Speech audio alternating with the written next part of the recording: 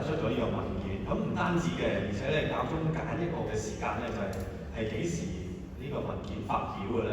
當然寫咗一段時間啦，但係佢發表嗰日咧係有一個特別嘅意義嘅喎，唔知大家有冇印象咧，或者知唔知道咧？其他聖堂我就唔問啦，不過你哋馬雞大堂嘅成嘅教友都冇理由，即係唔問你哋㗎嘛，係咪啊？10月24，10月24，哇！好犀利，日子都知道係咩事啊嗰陣時，喺教會裏邊，舊年10月24，10月底被請起開完咗世界主教代表會議嘅第2個會期嘅，咁咧就點解嗰陣時發表咧？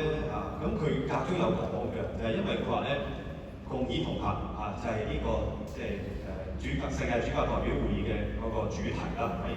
但係共議同行咧唔係口號，更加咧即係唔係一啲嘅知識而已嘅，係要落實喺教會生活裏邊。咁佢話咧呢一個落實喺教會生活裏邊咧，唔係淨係一啲制度嘅轉變，一啲做法轉變，首先咧係要心態嘅轉變。咁講到心裏邊咧，莫過於咧就係被耶穌嘅聖心所感動啦，係嘛？咁所以咧佢係喺呢個時候就出咗呢個文件嘅，就係希望咧我哋基督徒咧都有喺耶穌嘅心裏邊咧有所轉化，然後咧就係參與呢個共議同行嘅行列啦。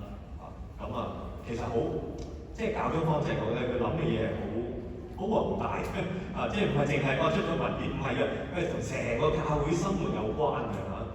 好啦，咁我哋雖然咁話，但係我哋又收得細啲係嘛？因為世界主教代表會議聽過嘅，不過同我哋真係冇乜關係喎，好似咁唔緊要，我哋睇下呢個文件先嚇。好啦，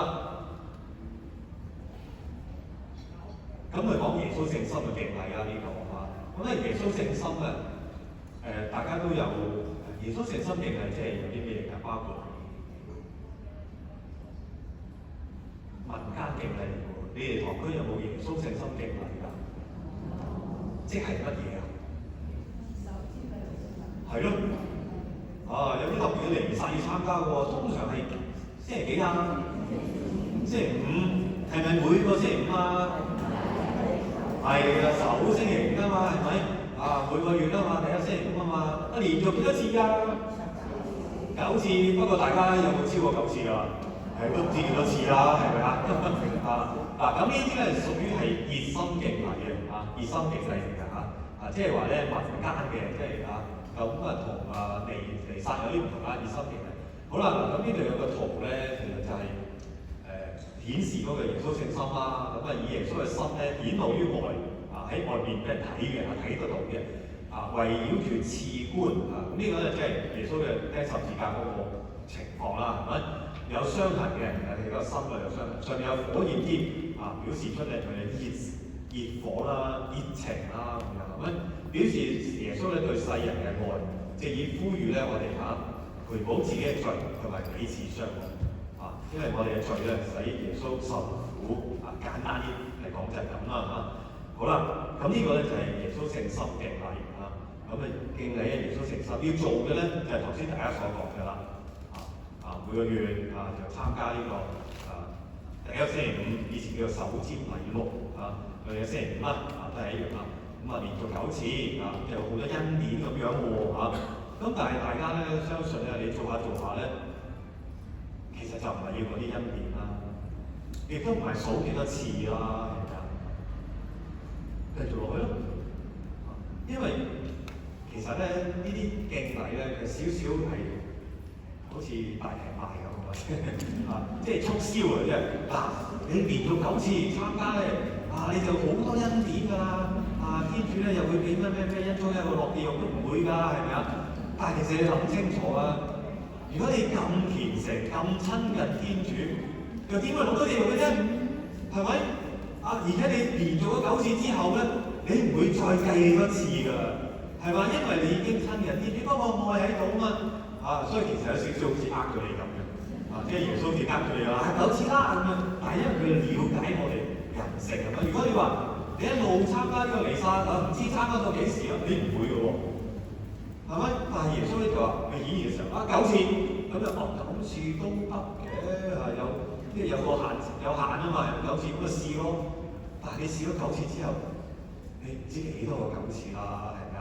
就係呢度啊，所以天主嘅愛咧就係好無限。好啦，咁啊未入咗呢個文件之前咧，我自己覺得呢一段聖經咧最能夠講出耶穌聖心同我哋嘅關係啊，係保羅咧寫呢個書信啦俾羅馬嘅兄弟姊妹，我哋讀一讀啊。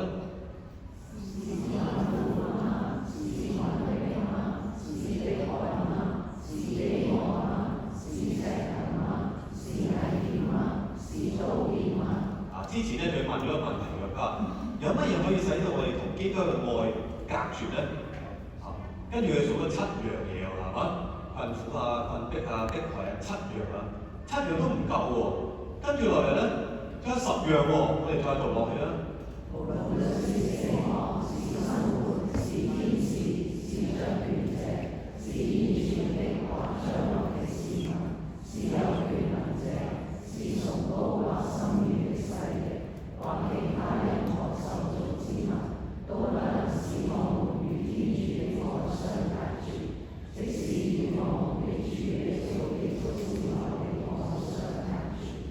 所以冇乜嘢啊，絕對冇一樣嘢咧，可以使到我哋同天主嘅愛隔絕。而呢個天主嘅愛咧喺邊？